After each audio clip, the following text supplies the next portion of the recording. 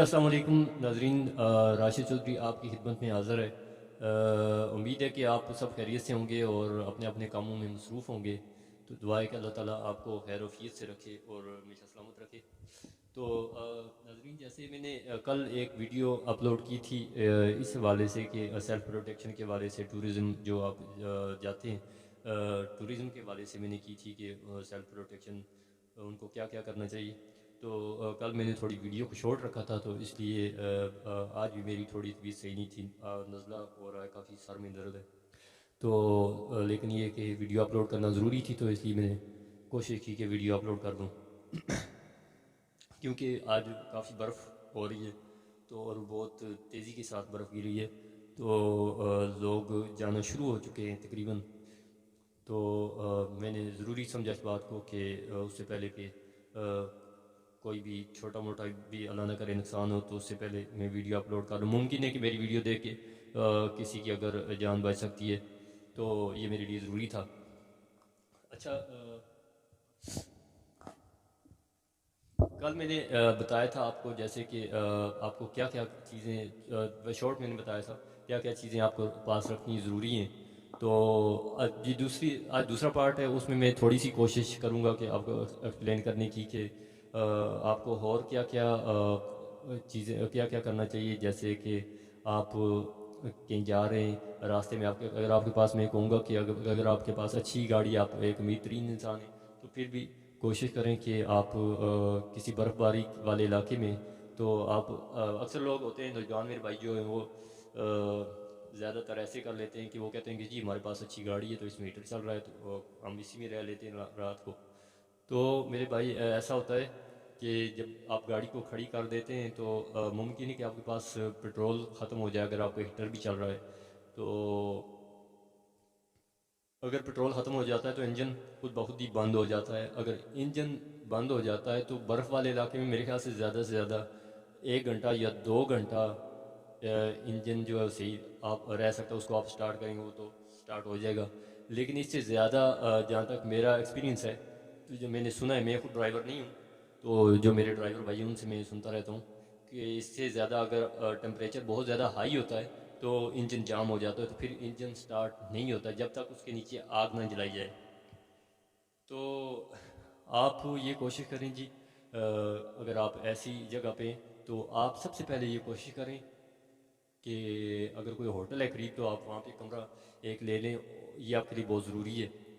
तो दूसरी ये कि आप अगर आपके पास होटल करीब नहीं है, तो आप लोग जो है वो किसी भी घर में किसी भी जगह आप ये थोड़ी देर के लिए भूल जाएं, एक दिन के लिए, कि आप एक अमीर तरीन इंसान हैं। बल्कि आपको ये याद रखना ज़रूरी है कि आप का सलामत होना बहुत ज़रूरी है।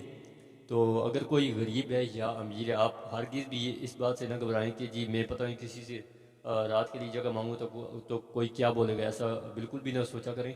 तो ये आपके लिए बहुत ज़्यादा ज़रूरी है। आप कोशिश करें जहाँ पे भी आग जल रही है, तो वहाँ पे आप रात को स्टे कर लें। तो अगर आप ज़्यादा लोग हैं, तो आप ये कोशिश करें कि बहुत सारे ऐसे मकान आजकल बहुत ज़्यादा, जहाँ पे बर्फ़बारी हो रही है, तो वहाँ पे मकान ज़्यादातर खाली होते हैं, आप वहाँ पे चले जाएं। तो वहाँ पे आग जला के, अगर आप लड़के ही लड़के हैं, तो अगर आपके साथ लेडीज़ भी हैं, तो आप कोशिश करें कि ऐसी जगहों पे ना रहें। तो लड़के जो हैं वो ऐसी जगहों पे आग जला के रात को स्टे कर सकते हैं। तो जो फैमिली वाले लोग हैं, जो बच्चों वाले लोग हैं, जो थोड़े लो ग्रेड लोग हैं, तो उनके लिए मैं यही कहूँगा कि वो भी ऐसा ही करें। तो कमरे जी मिल जाते हैं, हर तरह से मिल जाते हैं। लो प्राइस में मिल जाते हैं, ज़्यादा में मिल जाते हैं। जैसे आपका स्टेटस होता है वैसे कमरे भी मिल जाते हैं। तो इसमें ये नहीं है कि अगर कोई अमीर बंदा है तो वही कमरे ले सकता है, जो गरीब है तो वो कमरे नहीं ले सकता, ऐसा हरगिज़ भी नहीं है। आप जाएं और बच्चों को भी साथ लेके जाएं, जैसे मैंने कल को बताया था। अच्छा, साथ में ड्राई फ्रूट आपका रखना बहुत ज़रूरी है। तो और जब आप किसी शहर में, तो उससे आगे, जैसा कि मैंने बताया था कि लिंक रोड जा रहे होते हैं, जहाँ पे क्यों आप जाते हैं बर्फ़बारी वाले इलाके में, वहाँ पे लिंक रोड ही जाते हैं। जो मेन रोड है उनके ऊपर सवाई मरी के अलावा दूसरों के ऊपर जो मेन रोड है उनके ऊपर बर्फ़बारी नहीं हो रही होती है। میں ضلع مظفرآباد کشمیر کی بات کر رہا ہوں. تو وہاں پہ جی آپ کے پاس آپ کو اگر آپ شہر میں سے جا رہے ہیں لنک روڈ کے اوپر کہ برف باری میں جا رہے ہیں دیکھنے کے لیے, تو آپ کوشش کریں کہ اپنے بچوں کو اور خود بھی آپ کھانا کھا کے جائیں, پیٹ بھر کے جائیں, نہ کہ آپ بھوکے پیٹ جائیں, کیونکہ اس میں یہ ہوتا ہے کہ 80% چانس ہوتا ہے, یعنی 18% چانس ہوتا ہے کہ آپ کو نمونیا بھی ہو سکتا ہے زیادہ سردی ٹمپریچر ہائی ہونے کی صورت میں. تو اس لیے اپنے پاس ڈرائی فروٹ بھی رکھیں, کھانے پینے کی چیزیں, تو اگر ہو سکے تو تھرمس میں چائے وغیرہ بھی بنا کے رکھ لیں تو وہ ضروری ہے آپ کے لیے. اور تھرمس میں ویسے بھی چائے بنا کے یا کیا وہ کچھ بھی ہے تو آپ بنا کے رکھیں, تاکہ آپ کسی بھی بہت زیادہ جب آپ کو سردی محسوس ہو تو آپ کوئی نہ کوئی ایسی گرم چیز ہو تو جو آپ پی لیں, وہ آپ کے لیے بڑی بیسٹ رہتی ہے. تو اکثر لوگ ایسے بھی ہوتے ہیں, میں نے دیکھا ہے کہ وہ برف باری بھی ہو رہی ہوتی ہے اور وہ کہتے ہیں کہ جی کوئی بوتل شوتل ہونی چاہیے, ٹھنڈی چیز ہونی چاہیے. تو یہ ایک بڑی بیوقوفی ہوتی ہے جی کہ ادھر برف ہو رہی ہوتی ہے تو ادھر کوئی اگر آپ کہتے ہیں کہ ٹھنڈی چیز ہونی چاہیے تو اس میں آپ کی فوری آپ کی جان بھی جا سکتی ہے. تو یہ غلطی ہرگز بھی نہ کریں, ہرگز بھی نہ کریں. تو خصوصاً جو بچوں والے لوگ ہیں تو ان کو بہت ضروری ہے کہ وہ ان چیزوں کا بہت زیادہ دھیان رکھیں, تاکہ آپ کسی بھی طرح کے نقصان سے بچ سکیں.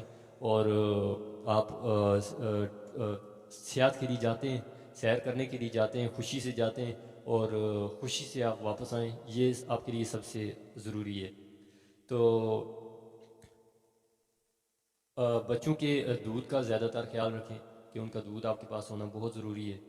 اگر چھوٹے بچے ہیں بالکل تو ان کا دودھ آپ کے پاس ہونا بہت ضروری ہے, کیونکہ آج کل برف کا موسم ہے تو ممکن ہے کہ بہت سارے لوگ ایسے ہوتے ہیں کہ جن کے پاس اپنے پاس بھی دودھ نہیں ہوتا.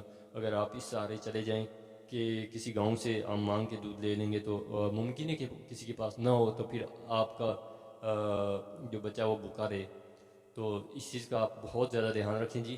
اور پانچویں بات یہ ہے جی کہ اگر آپ کو کسی بھی جگہ پہ لائن سلائڈنگ ہو رہی ہے تو آپ وہاں پہ ہرگز بھی نہ جائیں. تو کسی بھی مسئلے یا کسی بھی مسائل کی صورت میں فوراً مقامی پولیس کو اطلاع کریں, 15 پہ کال کریں. 15 یہ جی آپ کو ہر جگہ پہ پروٹیکٹ کرنے والی پولیس جو ہے. ماشاءاللہ ہمارے کشمیر کی پولیس بہت اچھی پولیس ہے, آپ کو کسی بھی طرح سے وہ ہراسمنٹ نہیں کرتی. تو میں یہ نہیں کہوں گا کہ پاکستان کی پولیس خراب ہے, یعنی اس شہر کی کسی بھی شہر دوسرے شہر کی پولیس خراب ہے, ایسا بالکل بھی نہیں. سسٹم کوئی بھی برا نہیں ہوتا, اس میں چند لوگ ہوتے ہیں جو اس کو برا بنا دیتے ہیں. تو ممکن ہے کہ کشمیر میں بھی کچھ لوگ ایسے ہوں گے جو برے ہوں گے.